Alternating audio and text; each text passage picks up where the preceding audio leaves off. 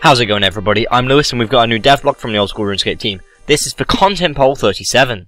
So Content Poll is coming this Thursday, which is tomorrow, and they've got a lot planned, including skillcape perks, additional max cape stats, and lots more. So first of all, they've already done some changes to this devblog. The Slayer perk for the skillcape perks is no longer guaranteed every day, and the mining perk will be reduced from 10% to 5% chance for a bonus ore.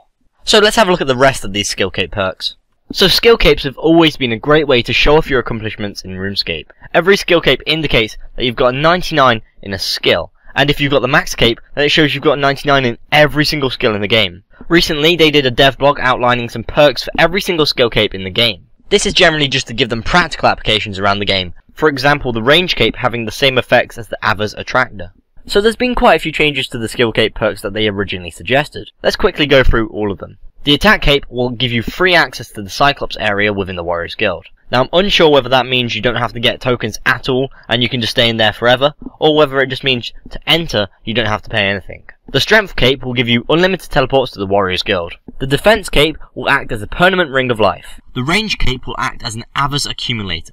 The Prayer cape will act as if you're carrying a Holy Wrench. However, this won't actually stack with a Holy Wrench. The Magic cape will allow you to cast Spellbook Swap once per day. The Runecrafting cape will act as all of the tiaras. The Construction cape will give you 5 daily teleports to any player-owned house portal. The Hit Points cape will give you a 2-time HP restore rate, however this won't stack with the Rapid Restore Prayer. The Agility cape will act as a graceful cape, including the weight reduction and set bonus. With the Herblore cape, the Nardar Herbalist will create unfinished potions for you for 200 GP each. This is the same as the Desert Hard reward, and it will also provide free pestle and mortars.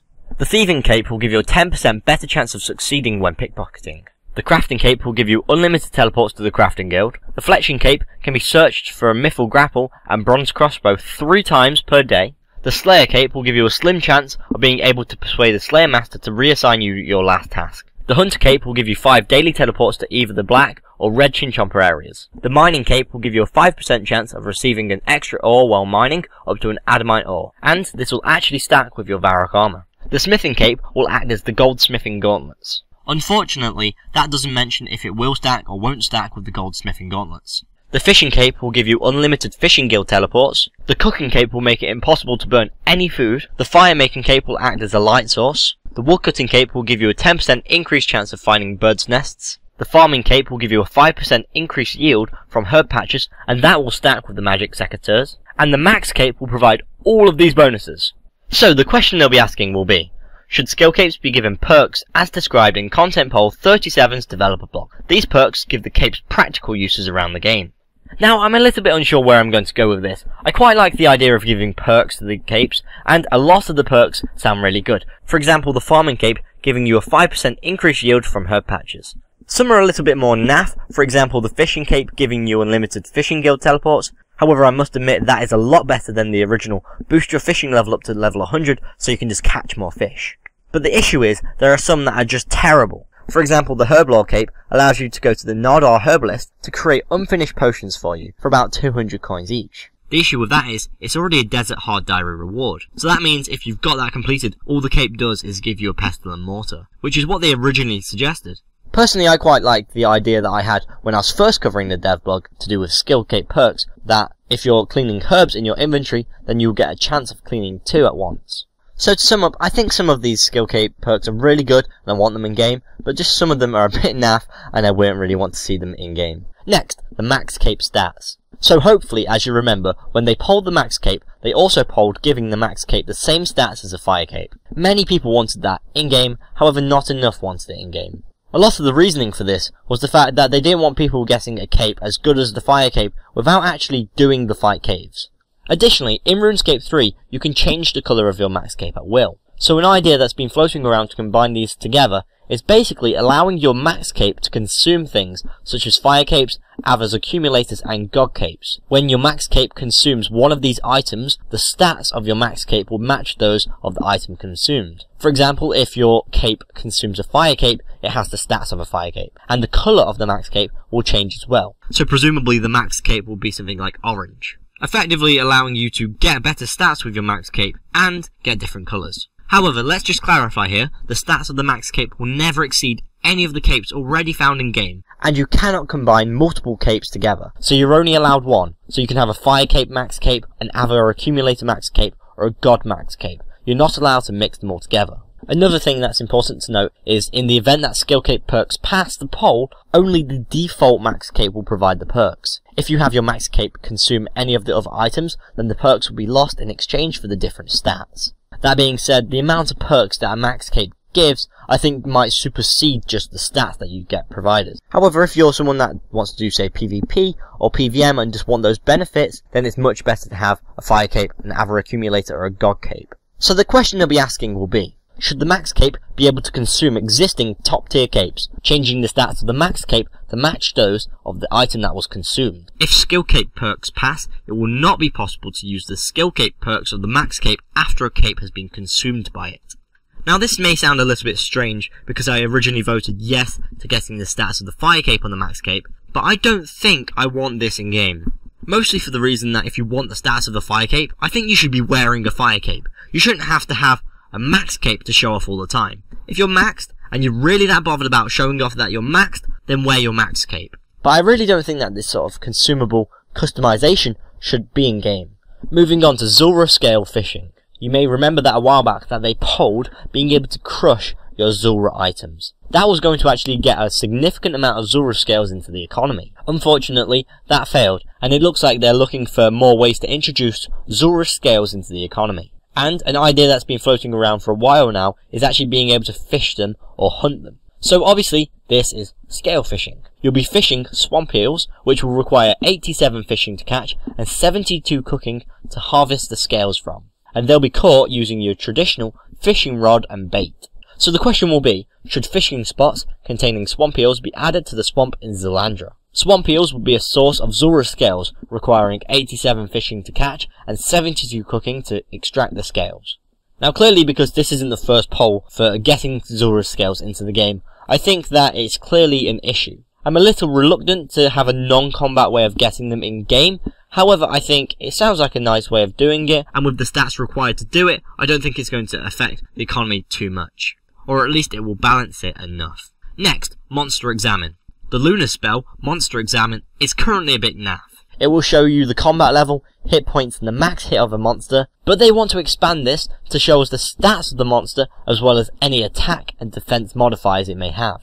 So they'll be asking the question, should the Monster Examine spell be expanded to show the stats and attack defense modifiers of monsters? Personally, I think that's quite a good idea, so I'll probably be voting yes on that.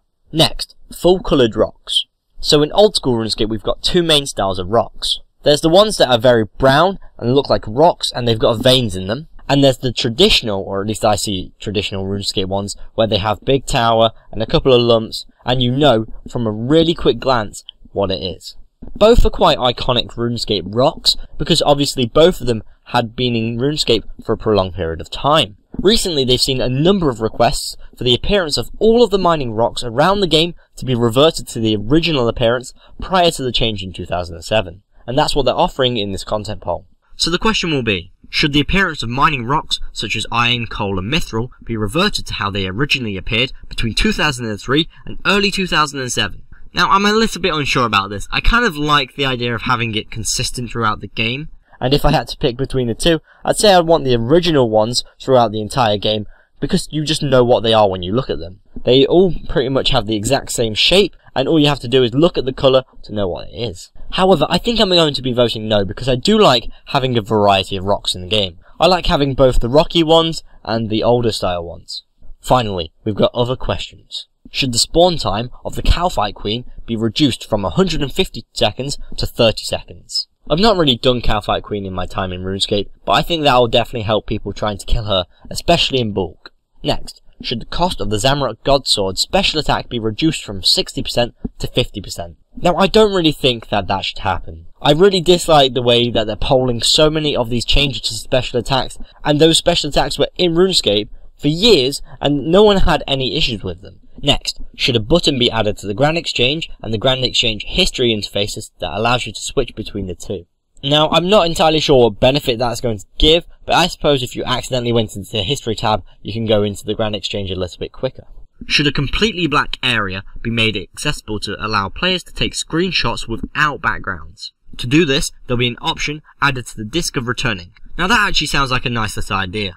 Personally, I think it would be a little bit more useful if we could change the colour of the entire background, so we could have white, green, black, or just whatever we want. The main issue I have with this though is the option will be on the disk of returning, which is, yes, it's tradable, but we've only really got it from the summer events. So unless they gave out a bunch of disks of returning when they did this update, I don't think having it on the disk of returning would be the best idea. Next, the button found in the bank interface that deposits all worn items is one that's often misclicked. Should it be moved to prevent this? Personally, I rarely misclick, and if I do, I don't really get that bothered. It's only like 10-11 items that I'm going to be wearing. If you keep accidentally clicking it, teach yourself to not click it. It's very simple. Next, should a toggle be added to disable the movement of the screen during the fishing trawler to prevent seasickness? Now that sounds like very useful, especially for the accessibility of the game, because people don't want to get seasick when they're playing a game.